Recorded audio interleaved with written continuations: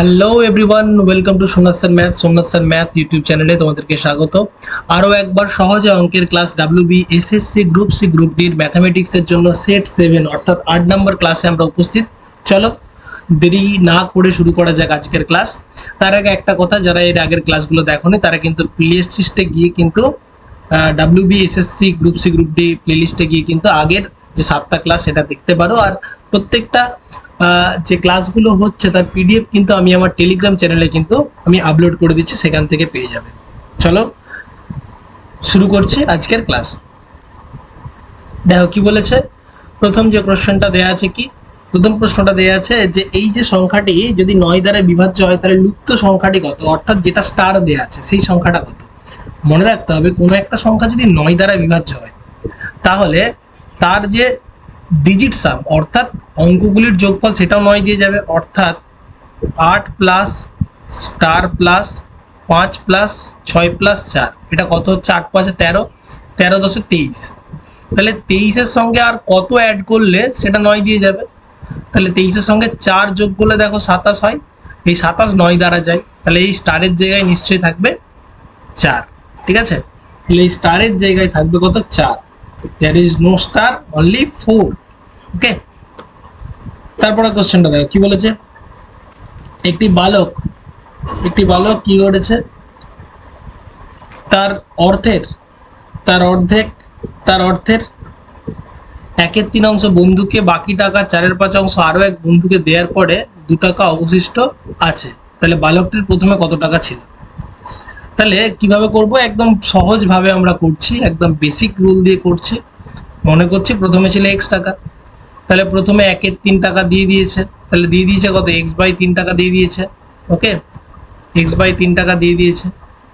তারপরে যে টাকাটা পড়ে আছে, হ্যাঁ, এই যে বাকি টাকা, x টাকা ছিল, x/3 দিয়ে দিয়েছে, তাহলে বাকি টাকা এটা। তার আবার 4/5 আবার একটা বন্ধুকে দিয়েছে, দেওয়ার পর যেটা পড়ে রয়েছে, তাহলে 4/5 দিলে পড়ে থাকবে কত? নিশ্চয়ই 1/5, হ্যাঁ কি না? কাউকে যদি 5 ভাগের 4 ভাগ দিয়ে দেয় তাহলে পড়ে থাকে কত? 1/5, সেটাই ইকুয়াল টু 2 বলেছে। ঠিক আছে, এইভাবে আমরা করতে পারি। ক্লিয়ার? তাহলে আমরা কিভাবে করব দেখো, তাহলে 3x - x/3 ইকুয়াল টু যাচ্ছে 10। তাহলে এখানে 2x এর ভ্যালু যাচ্ছে 30, তাহলে x এর ভ্যালু যাচ্ছে 15, অর্থাৎ তার কাছে 15 টাকা ছিল। ওকে, ক্লিয়ার? কি করলাম, প্রথমে ছিল x টাকা, তাহলে x টাকা থেকে x/3 দিয়ে দিলে পড়ে থাকছে কত? এটা। তাহলে তার 4/5 দিয়ে দিয়েছে, তাহলে 5 ভাগে যদি 4 ভাগ দিয়ে দেয় থাকবে কত? 1 ভাগ, সেইটা ইকুয়াল টু 2 টাকা। ওকে, নেক্সট পরেরটা দেখো কি বলেছে।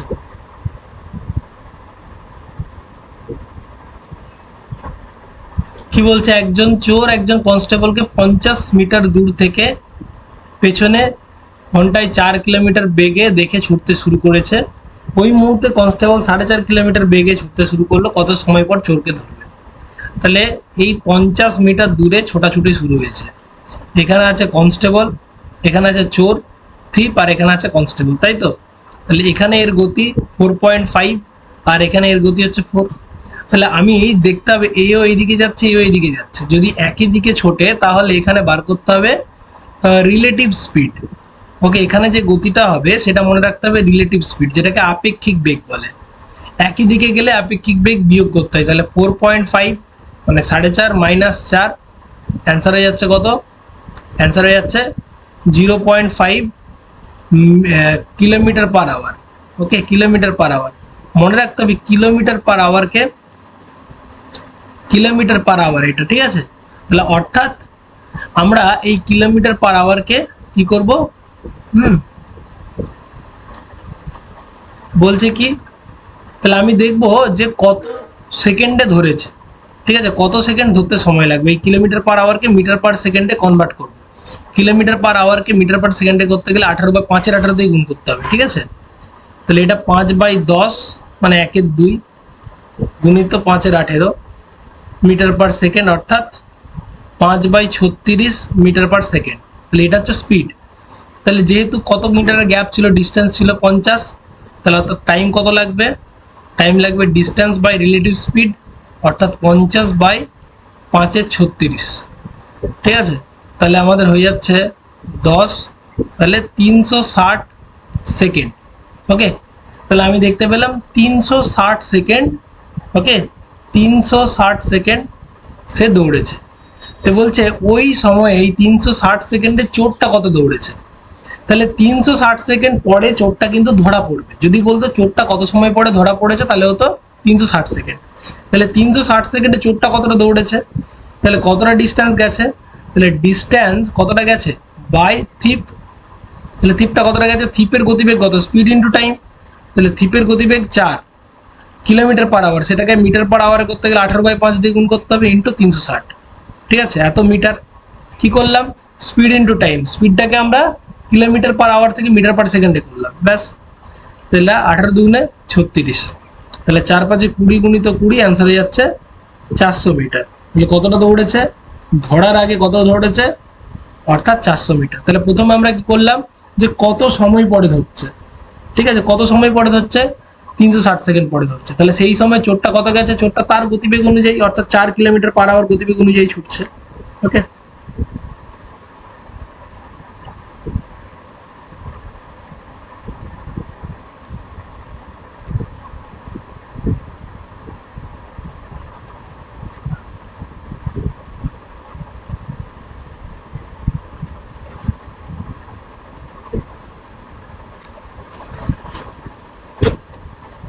দুটি বড় আকার মাঠের পরিসীমা 96 মিটার ও 24 মিটার, 24 না 28 আছে। ওকে, আচ্ছা 28 মিটার, ঠিক আছে। একটা দেয়া আছে, দুটি মাঠের পরিসীমা দেয়া আছে, একটা দুটোই বর্গাকার মাঠ, একটা 96 একটা 28।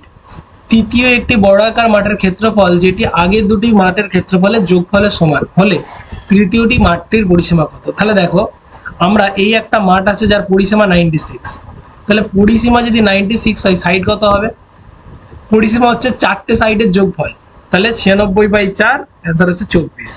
তাহলে এর ক্ষেত্রফল কত হবে, 24 স্কোয়ার, হ্যাঁ কি না। ওকে, 24 স্কোয়ার মানে কত, 24 স্কোয়ার মানে কত, 676 বর্গ মিটার বা মিটার স্কোয়ার। আরও একটা সাইড আর একটা বড় আকার ছিল, সেটা ছিল 28 মিটার, সেটা পরিসীমা।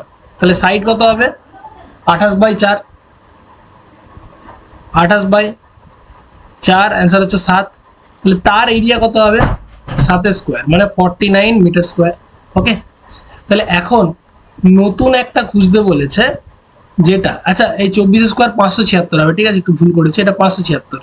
তাহলে নতুন একটা মাঠের পরিসীমা কত হবে, তাহলে এই যে নতুন মাঠটা হচ্ছে এটা এই দুটো মিলে হচ্ছে, তাহলে এইটার ক্ষেত্রফল 576 আর এটা 49, তাহলে এই দুটো মিলে ক্ষেত্রফল কত হচ্ছে, টোটাল এরিয়া, তাহলে এই দুটো মিলে টোটাল এরিয়া হচ্ছে 625। তাহলে এই এরিয়াটা যার সেইটার সাইড কত, আমি মনে করছি এটা সাইড হচ্ছে এ, তাহলে এ স্কোয়ার ইকুয়াল টু এখন 625 দেওয়া আছে না, তাহলে এ ইকুয়াল টু 25। তাহলে অর্থাৎ নতুন যে তৃতীয় মাঠটা পেলাম তার প্রত্যেকটা সাইড হচ্ছে 25, তাহলে সাইড যদি 25 হয় পরিসীমা কত হবে, পরিসীমা কত হবে 4 গুণিত এ অর্থাৎ 4 গুণিত 25, অ্যান্সার হয়ে যাচ্ছে 100। ঠিক আছে, কি করলাম, প্রথমে একটা সাইড বার করলাম 24, তাহলে তারপরে তার ক্ষেত্রফল বার করলাম 24 স্কোয়ার, যেহেতু বড় ক্ষেত্র। তারপর একটা পরিসীমা দেওয়া আছে 28, তাহলে সাইড 4 দিয়ে ভাগ করে 7, ক্ষেত্রফল কত 7 স্কোয়ার 49, দুটোই যোগ করলে এরিয়া পেয়ে যাচ্ছি। নতুন যে বড় ক্ষেত্রে তৈরি হচ্ছে তার এরিয়া হচ্ছে 625, 625 হচ্ছে কত এ স্কোয়ার, এ স্কোয়ারের ভ্যালু 625, এ ইকুয়াল টু 25, তাহলে পরিসীমা হয়ে যাচ্ছে 400। ওকে, পরিসীমা হয়ে যাচ্ছে কত 4 গুণিত এ অর্থাৎ 100। ওকে, নেক্সট পরেরটা, এক ব্যক্তি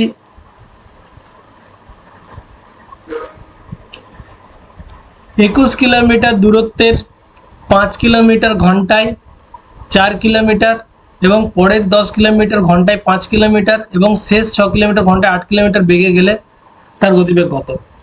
ওকে, তাহলে টোটাল দূরত্ব তার 21 কিলোমিটার, প্রথমে 5 কিলোমিটার যাচ্ছে ঘন্টায় 4 কিলোমিটার বেগে, পরের 10 কিলোমিটার 5 কিলোমিটার বেগে এবং শেষ 6 কিলোমিটার যাচ্ছে 8 কিলোমিটার বেগে। তাহলে আমাদের গড় গতিবেগ যদি বার করতে হয়, গড় গতিবেগ মানে কি? গড় গতিবেগ মানে কি? Total distance by total time, ঠিক আছে, মোট দূরত্ব বাই মোট সময়। তাহলে এখন একটা জিনিস আমাকে বুঝতে হবে, টোটাল তো ডিস্টেন্স আমি জানি 21 কিলোমিটার, টোটাল টাইমটা কেমন করে বার করবো? তাহলে প্রথম 5 কিলোমিটার যাচ্ছে কত বেগে? 4 কিলোমিটার পার আওয়ার বেগে। তারপরে 10 কিলোমিটার যাচ্ছে 5 কিলোমিটার পার আওয়ার বেগে। তারপরে 6 কিলোমিটার যাচ্ছে 8 কিলোমিটার পার আওয়ার বেগে। তাহলে আমরা এখান থেকে টাইমটা বার করবো। এখানে টাইম 5/4, এখানে টাইম 10/5, এখানে হচ্ছে 6/8। তাহলে এখানে কাটাকাটি করলে এখানে 3/4, এখানে পাচ্ছি 2, এই দুটোই যোগ করলে কত যাচ্ছে? 5/4 প্লাস 3/4 প্লাস 2, তাহলে মোট 8/4 প্লাস 2, 8/4 মানে 2, 2 প্লাস 2 4, তাহলে টোটাল টাইমটা যাচ্ছে 4 ঘন্টা। তাহলে এখানে যাচ্ছে 21/4 এত। তাহলে 21/4 কিলোমিটার পার আওয়ার, তাহলে কত হচ্ছে? 5×1/4 কিলোমিটার পার আওয়ার। ওকে, অর্থাৎ option A will be the correct answer. Option A will be the correct answer. আশা করি বোঝা গেছে। ওকে, চলো নেক্সট পয়েন্টটা বলছে 1 ও 30-এর মধ্যে মৌলিক সংখ্যাগুলির সমষ্টি কত? তাহলে 1 ও 30-এর মধ্যে মৌলিক সংখ্যাগুলো যেটা আছে সেটা কি? 1 ও 30-এর মধ্যে মৌলিক সংখ্যাগুলি কি কি আছে?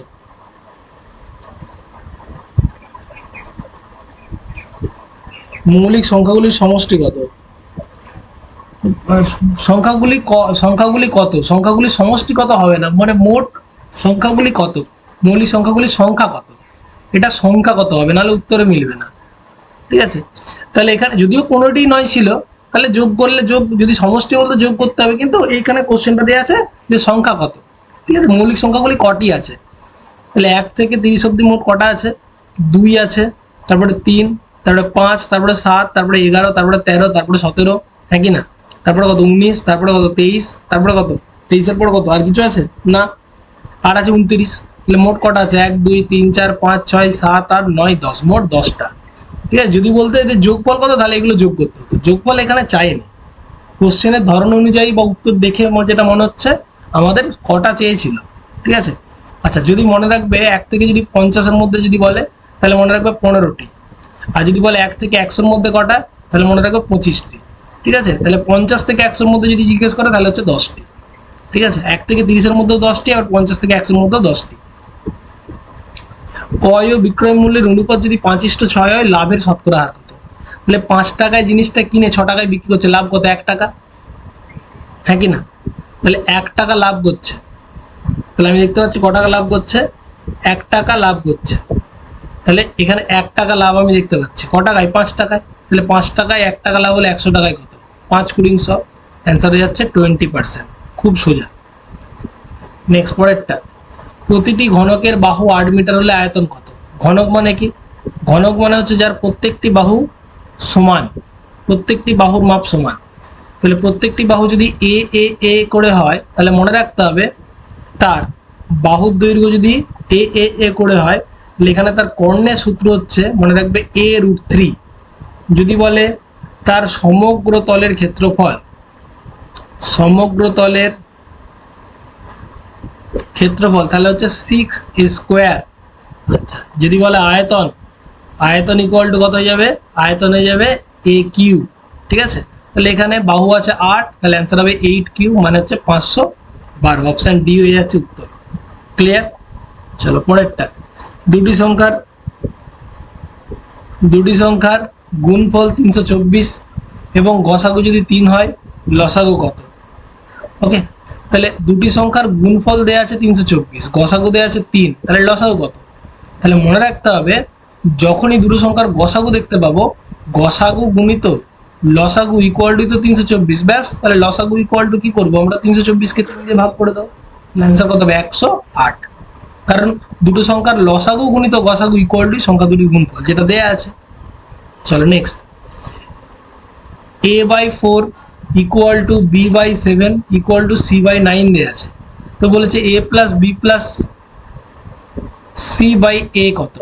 মনে রাখবে এই যে নিচের যেগুলো আছে সেগুলোই তার মান মনে করবো, অর্থাৎ a এর জায়গায় 4, b এর জায়গায় 7, c এর জায়গায় 9 বসিয়ে দাও, তাহলেই অঙ্ক শেষ। তাহলে 4 + 7 + 9/4। ওকে, 9 সাথে 16 4 20, 20/4, অ্যান্সার হয়ে যাচ্ছে 5। ওকে, অ্যান্সার হয়ে যাচ্ছে 5। কারণ এখানে যদি এইটাকে আমি কে মনে করি, তাহলে a = 4k, b = 7k, c = 9k। তো কিছুই না, এগুলো সবাইতে কে হতো আর এখানেও কে হতো, কে কে কেটে যেত, সেটা আমি লিখলাম না, না লিখলেও হয়। তারপরে প্রশ্ন কি দেওয়া আছে, বলছে কোনো একটি শ্রেণীতে 50 জন ছাত্রের মধ্যে 25 জন বাংলা এবং 16 জন হিন্দি নেয় এবং 12 জন কোনো ভাষায় নেয়নি, তাহলে কতজন ছাত্র উভয় ভাষায় রেখেছে? ওকে, দেখো তাহলে 12 জন কোনো ভাষায় রাখেনি, ভালো করে বুঝবো। তাহলে 50 জনের মধ্যে যদি 12 জন কোনো ভাষায় না রেখে থাকে, ঠিক আছে, 50 জনের মধ্যে যদি 12 জন কোনো ভাষা না রেখে থাকে, তাহলে ভাষা মোট রেখেছে কতজন বলো? 38 জন। ঠিক আছে, তাহলে মোট 38 জন এমন যারা ভাষা রেখেছে। ক্লিয়ার?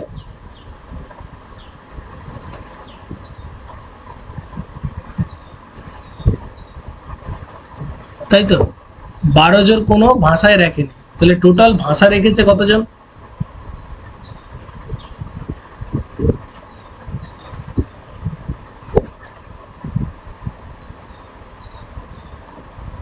আটত্রিশ জন। ওকে, এবারে আচ্ছা আমরা উল্টো দিকে করব, আমরা যেটা রাখেনি সেটাকে ভাববো। কোনো ভাষায় রাখেনি কতজন? কোনো শ্রেণীতে 50 জন ছাত্রের মধ্যে 25 জন বাংলা এবং 16 জন হিন্দি নেয় এবং 12 জন কোনো ভাষায় রাখেনি। তাহলে আমরা দেখব যে 12 জন কোনো ভাষায় রাখেনি, তাহলে আমরা দেখব বাংলা রাখেনি কতজন? তাহলে বাংলা রাখেনি কতজন? 50 জনের মধ্যে 25 জন রেখেছে, মানে 25 জন রাখেনি। আচ্ছা, হিন্দি রাখেনি কতজন? হিন্দি রাখেনি কতজন? 16 জন রেখেছে 50 জনের মধ্যে, তাহলে 34 জন রাখেনি। ঠিক আছে, তাহলে বাংলা রাখেনি এতজন, হিন্দি রাখেনি একজন এতজন, আর উভয়ই রাখেনি কতজন? উভয় রাখেনি হচ্ছে 12 জন। উভয় রাখেনি হচ্ছে 12 জন। ঠিক আছে, তাহলে উভয় রেখেছে কতজন? উভয় রেখেছে কতজন? উভয় রেখেছে কতজন? তাহলে আমি দেখবো 50 টোটাল ছিল, বাংলা রাখেনি 25, হিন্দি রাখেনি 25, আর উভয় রাখেনি হচ্ছে 12। তাহলে 50 মাইনাস, এটা কেন হচ্ছে সব বলে দিচ্ছি। এটা হচ্ছে 59 মাইনাস 12, তাহলে 50 মাইনাস 59 মাইনাস 37।